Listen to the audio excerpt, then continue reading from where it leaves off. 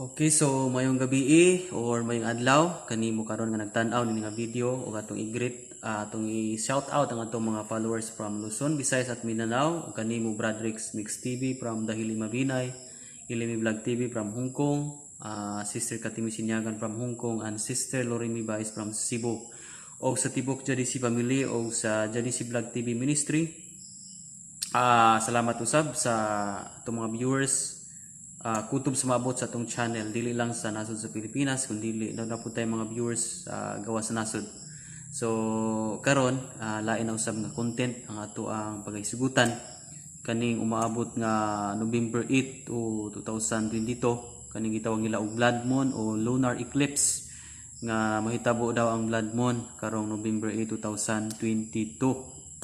So sa atong thumbnail ato kining taytulan og unsa joy kahulugan niini.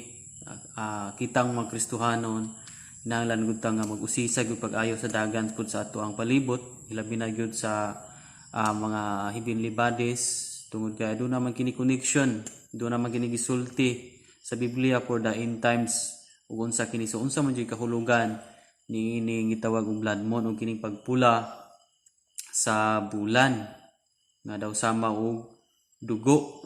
So sa Biblia adunay bersikulo nga ato ang pagahisgutan karon, kining sa Joel chapter 2 verse 31 nga matud pa didto, ang mungit-ngit ang adlaw ug ang bulan mo pula daw dugo, mo pula daw. Joel 2:31 nga mungit-ngit ang adlaw ug ang bulan mo pula daw dugo sa hapit na mahitabo ang kahibulungan ug makalisa nga adlaw sa Ginoo. So kini nga verse kani mo ato ang silbi itubag sa mao nga pangutana unsa man joy kahulugan ining pagpula sa bulan.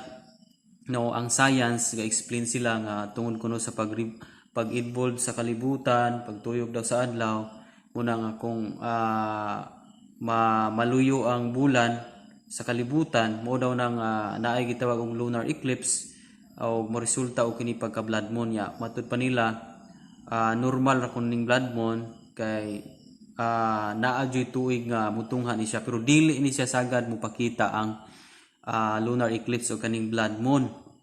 Talagsara kayo ni og gani karong November 8 excited kayo ang kadaghanan nga makakita og nang hinaot sila, nang hinaot ang kadaghanan nga may unta daw og dili mudag-om og dili mulan kay makakita sila aning unsa jud ning blood moon, no? Daw dugo ba gyud ni?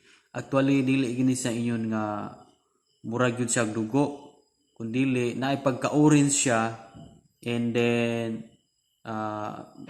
pula-pula o napo siya sagol nga orange. So dili gyud siya nga kanang pareho jud color sa dugo gyud nga dugom jud kayo, kundi do na siya pagka gamay orange. And then gitawag siya og blood moon o red moon. Dugo, kulay dugo o color dugo ang bulan. So kining Joel chapter 2 verse 31 mo ni ang mo explain ini kung unsay kahulugan gyud ining gitawag og blood moon. Una nga kahulugan, kining blood moon nga upakita do na kini connection sa end times, sa katapusan nga kapanahonan. Usa kini ka ang kahulugan ini usa ka pag-fulfill sa prophecy sa Joel chapter 2 verse 31. Usa kini siya ka pag-fulfill sa prophecy. Even though dunay mga explanation ang NASA, ang science o katong mga wala nagtuo Ginoo, mga scientists, sagad sa mga scientists is mga atheist sila, wala sila nagbilieve og Ginoo. So whatever unsa ang ilang explanation din about sa blood moon, but kita nga Kristohano nagatuki mo punta sa Biblia, so gina-refer nato ang kahulugan o meaning sa magpakita nga kanang gitawag og blood moon. So in the Bible, connection siya o fulfillment siya sa prophecy sa chapter 2, Joel chapter 2 verse 31 nga kini bakita ni siya sa dili pa daw sa hapit na daw mahitabo ang kahibulungan ug makalilisang nga adlaw sa Ginoo, no? So adunay gitawag og end times o kanang pagbalik ni Jesus Christ Unya dunay gitawag sa Biblia nga makalilisa nga mga panahon o mga panahon nga giingon sa Revelation nga daghan nga mga katalagman nga moabot sa kalibutan. Now katang 7 ka panaksan nga giyabo sa kalibutan diya sa Revelation.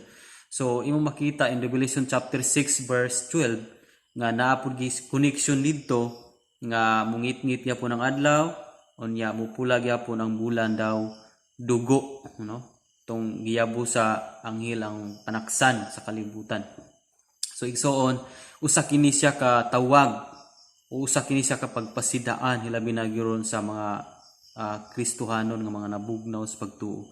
So kining ilhanan nga gipakita nga blood moon fulfillment ni siya sa prophecy nga ang Bible nagpasabot nga ang Biblia tinuod nga moabot ang panahon nga magpakita sa ilhanan mo kana usa ana ka ilhanan kana mupula ang bulan.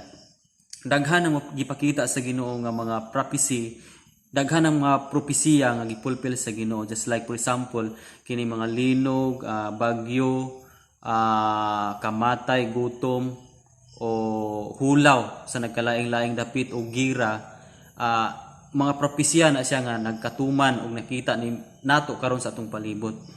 And doon na po'y propesiya sa Biblia about sa mga heavenly bodies nga kanang bituon, mga atak, ang adlaw mo ungit-ngit o sana ang bulan nga mupula daw dugo. So kung imo tanawon karong coming November 8, 2022 mupula daw ang bulan.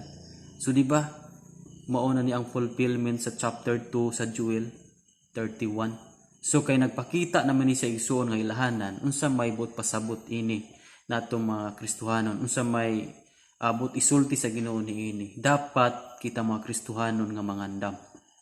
Ug dapat excited ta sa pagbalik ni Jesus Christ.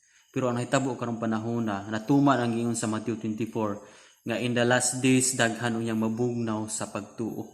Kung imo nakita karon daghan na kayong Kristohanon nga nabugnaw sa pagpangalagad. Wala sila kabalo nga ang mga sinyalis na natungha na daghan ang gipakita ang mga sinyalis sa Ginoo. So kini usa ka tawag usab sa mga backslider nga mga Christian nga dapat sa atong kinabuhi dili pa ulahi ang tanan mintras wala pa ang adlaw nga makalilisang ang gisgutan sa chapter 2 verse 31. Then gipakita niya guna ang ilanan para makaprepare ta ug para makabalik ta kung dunay nabugnaw, dunay na backslide para makabalik ta. Usa kini katawag sa Ginoo. It is a call of God nga magrepenta, mubalik ta sa pagpangalagad sa Ginoo sa dili pa moabot ang makalilisa. Kay kuyaw kaayo ang atong palibot karon, kuyaw na kaayo ang ato ang adagan sa ato ang kalibutan, dili na normal atong kalibutan.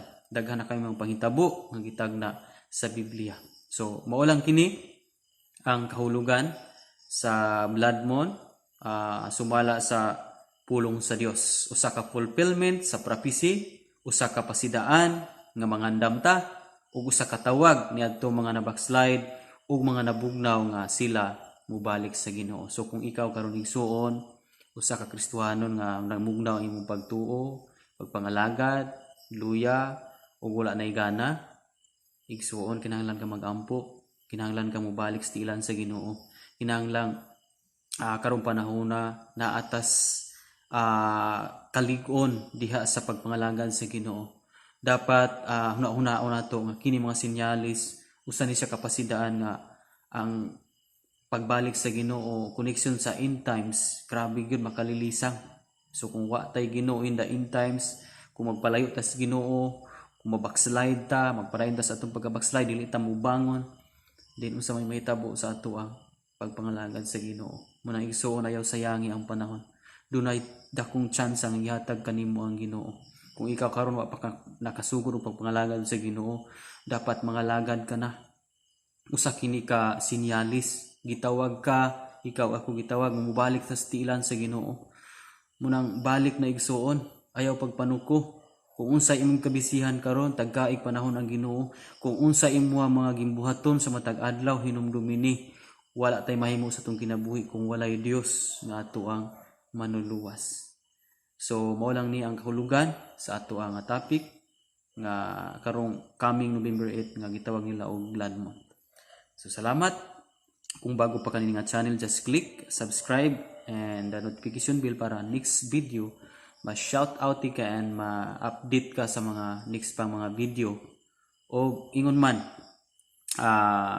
kung ganahan pa kang mutan-aw paglaing mga video, daghan mga video kapilian sa ubos or kini nga video, pwede ra po nimo i-direct click, mupli ra ni siya i-direct click nimo. So God bless. Salamat sa imong pagtan-aw. Glory to God.